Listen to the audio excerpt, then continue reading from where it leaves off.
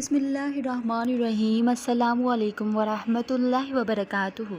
محترم ناظرین، وہ کون سی نشانی ہے جس سے معلوم ہو جاتا ہے کہ مرنے والا شخص جنتی ہے یا جہنمی؟ محترم ناظرین، مرنے والے شخص کے اندر یہ ایک نشانی نظر آ جائے تو سمجھ لینا کہ مرنے والا سیدھا جنت میں جائے گا۔ اور اگر آپ کو قرآن و حدیث کی سمجھ ہو، معلومات ہو، تو مرنے والے شخص کو دیکھ کر ہی سمجھ جاؤ گے کہ اس کا ٹھکانہ جنت ہے یا جہنم ہے۔ اگر ایسی آواز حلق سے نکلے جیسے جانور کو ذبح کرتے وقت جانور کے حلق سے بھیانک سی آواز نکلتی ہے، اگر ایسی آواز نکل رہی ہے تو علامت اچھی نہیں۔ یہ تو نہیں کہہ سکتے کہ وہ جہنمی ہے، لیکن احتیاط سے علامت اچھی نہیں ہے۔ اس کے لیے کثرت سے مغفرت کی دعا کرنی چاہیے۔ محترم ناظرین، مرتے وقت 3 علامات بہت اچھی ہوتی ہیں۔ نمبر 1، موت کے وقت کسی کی پیشانی پر اگر پسینہ آ جائے، اس سے جنتی ہونے کی نشانی ہے۔ اور نمبر 2، ناک کے نتنے پھول جائیں تو یہ بھی جنتی ہونے کی نشانی ہے۔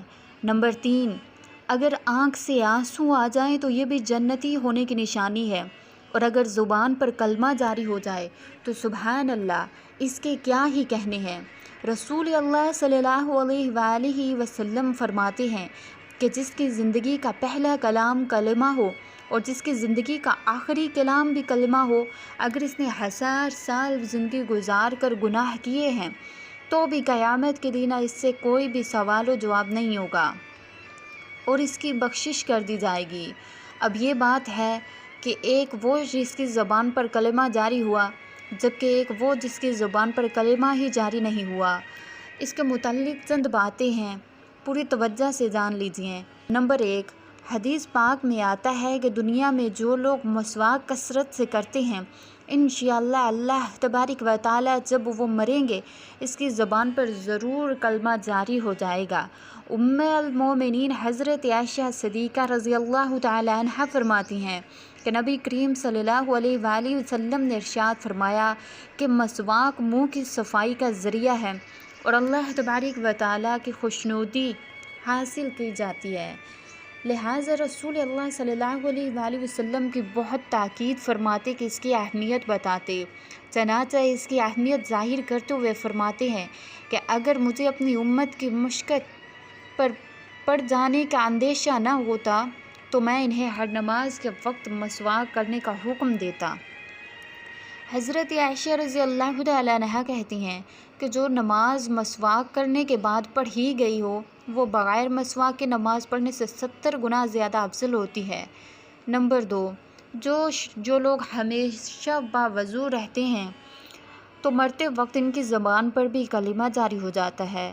حضرت انس رضی اللہ تعالی عنہ فرماتے ہیں کہ نبی کریم صلی اللہ علیہ وآلہ وسلم نے ارشاد فرمایا، اے انس، اگر تم سے ہو سکے کہ ہمیشہ باوضو ہو تو ایسا کر لو، کیونکہ ملک الموت جب کسی ایسے بندے کی روح قبض کرتے ہیں تو باوضو ہو تو ایسے بندے کی موت شہادت کی موت لکھی جاتی ہے۔ نمبر 3، ماں باپ کا فرما بردار۔ محترم ناظرین، ایک دفعہ کا ذکر ہے، ایک نوجوان لڑکے کا انتقال ہو رہا تھا۔ صحابہ مصطفیٰ صلی اللہ علیہ وآلہ وسلم کے سرہانے و جلوہ افروز تھے، اسے کلمہ پڑھنے کی تلقین کرتے تھے، لیکن اس کی زبان پر کلمہ جاری نہیں ہو رہا تھا۔ تو صحابہ اکرام رضوان اللہ علیہم اجمعین نے ایک شخص کو نبی کریم صلی اللہ علیہ وآلہ وسلم کی بارگاہ میں کہلا بھیجا کہ رسول اللہ صلی اللہ علیہ وآلہ وسلم سے پوچھو کہ اس نوجوان کی زبان پر کلمہ کیوں نہیں جاری ہو رہا۔ تو اللہ کے رسول صلی اللہ علیہ وآلہ وسلم نے ارشاد فرمایا کہ اللہ کے رسول سے پوچھا کہ اس کی ماں کو بلاؤ۔ اس نوجوان کی ماں جب اس کے پاس آئی تو رسول اللہ صلی اللہ علیہ وآلہ وسلم نے پوچھا کہ تو اپنے بیٹے سے ناراض ہے یا راضی؟ اس کی ماں نے کہا کہ میں اس سے ناراض ہوں۔ آپ صلی اللہ علیہ وآلہ وسلم نے فرمایا کہ اگر میں تیرے بیٹے کو آگ میں ڈال دوں تو کیا تب بھی تو اپنے بیٹے کو معاف نہیں کرے گی؟ تو کہنے لگی، یا رسول اللہ صلی اللہ علیہ وآلہ وسلم، میں بالکل اسے معاف کر دوں گی۔ تو فرمایا، پھر مجھے اور اللہ تبارک و تعالیٰ کو گواہ بنا کر اسے معاف کر دو۔ اس خاتون نے کہا کہ میں آپ کو اور اللہ تبارک و تعالیٰ کو گواہ بنا کر اپنے بیٹے کی غلطی کو معاف کرتی ہوں۔ جب اس کی ماں نے اسے معاف کر دیا تو آپ صلی اللہ علیہ وآلہ وسلم نے نوجوان سے فرمایا کہ کلمہ پڑھو، تو اس نے کلمہ پڑھا اور اس کی روح نکل گئی۔ اللہ کے نبی صلی اللہ علیہ وآلہ وسلم نے فرمایا اللہ تبارک و تعالیٰ نے اسے میرے صدقے جنت عطا فرما دی۔ اس واقعے سے معلوم ہوا کہ جو لوگ ماں باپ کا دل دکھاتے ہیں تو مرتے وقت ان کی زبان پر اس وقت تک کلمہ جاری نہیں ہوگا جب تک اس کے ماں باپ اسے معاف نہ کر دیں گے۔ وہ کلمہ پڑھنے کی قدرت ہی نہیں رکھے گا۔ آج بہت سے لوگ جب اپنے گھر سے باہر نکلتے ہیں تو ان کی گفتگو اتنی میٹھی ہوتی ہے اور الفاظ اس قدر خوبصورت ہوتے ہیں، لیکن جب گھر جاتے ہیں تو وہی اپنے ماں باپ کا دل دکھاتے ہیں۔ یاد رکھیں جس سے اس کے ماں باپ ناراض ہوئے۔ کلمہ تو اپنی جگہ، بہت سارے لوگ ایسے ہیں جو مسلمان ہیں، مرتے وقت ان کی زبان پر کلمہ جاری نہیں ہوتا، پھر بھی مسلمان مرتے ہیں۔ لیکن جو لوگ اپنے ماں باپ کو ستاتے ہیں تو ڈر ہے کہ جب وہ مریں گے تو کافر ہو کر مریں گے، اس لیے کبھی اپنے ماں باپ کا دل نہ دکھاؤ۔ حدیث پاک میں مومن کی ایک نشانی یہ بھی بتائی گئی ہے کہ وہ اپنے ماں باپ کے سامنے اف تک نہیں کہتا۔ نمبر 4، جو لوگ غسل جنابت میں ٹال مٹول کرتے ہیں اور دیر سے غسل جنابت کرتے ہیں تو ڈر ہے کہ جب وہ مریں گے تو کافر ہو کر مریں گے۔ اس طرح جو لوگ اذان کی آواز سن کر دنیا داری کے کاموں میں مصروف عمل رہتے ہیں، باتیں کرتے رہتے ہیں اور چپ نہیں ہوتے، اذان کی آواز سن کر بھی ان کا جواب نہیں دیتے۔ حدیث پاک میں آیا ہے کہ ڈر ہے کہ جب مریں گے تو کافر ہو کر مریں گے، اس لیے اذان کی آواز سن کر خاموش اور توجہ سے سنا کریں اور اس کا جواب دیا کریں۔ اذان کا جواب دینا تاکید سنتوں میں سے ایک سنت ہے، فقہاء نے اسے واجب قرار دے دیا۔ حضرت انس بن مالک رضی اللہ تعالیٰ عنہ سے روایت ہے کہ رسول اللہ صلی اللہ علیہ وآلہ وسلم طلوع فجر کے وقت دشمنوں پر حملہ کرتے تھے اور کان لگا کر آواز سنتے۔ اگر آپ صلی اللہ علیہ وآلہ وسلم اذان کی آواز سنتے تو رک جاتے ورنہ حملہ کر دیتے۔ ایک مرتبہ آپ صلی اللہ علیہ وآلہ وسلم نے ایک شخص کو اللہ اکبر کہتے ہوئے سنا تو رسول اللہ صلی اللہ علیہ وآلہ وسلم نے فرمایا یہ مسلمان ہے۔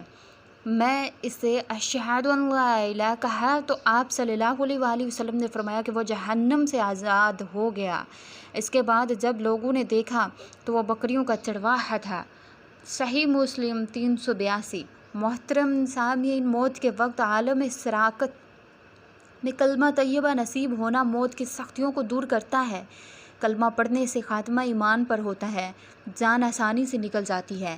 اس سلسلے میں رسول اللہ صلی اللہ علیہ وآلہ وسلم نے ارشاد فرمایا، حضرت یحییٰ بن طلحہ بن عبداللہ رضی اللہ تعالیٰ عنہ سے روایت ہے کہ حضرت طلحہ رضی اللہ تعالیٰ عنہ کو افسردہ دیکھ کر لوگوں نے پوچھا کیا بات ہے؟ انہوں نے کہا بے شک میں نے رسول اللہ صلی اللہ علیہ وآلہ وسلم سے سنا ہے، مجھے ایک کلمہ معلوم ہے، جو شخص موت کے وقت سے پڑھے تو اسے موت کی تکلیف دور ہو جائے، چہرے کا رنگ چمکنے لگے، مگر مجھے وہ کلمہ معلوم ہے رسول ہے۔ تو انہوں نے حضرت عمر رضی اللہ تعالیٰ عنہ سے فرمایا کہ ہمیں معلوم ہے کہ وہ کلمہ اس سے بڑا نہیں جو حضور صلی اللہ علیہ وآلہ وسلم نے اپنے چچا ابو طالب کو پیش کیا تھا، اور وہ ہے لا الہ الا اللہ۔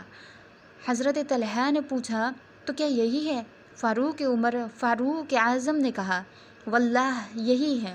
سامعین، موت کے وقت کی تکلیف نہایت ہی سخت ترین ہے۔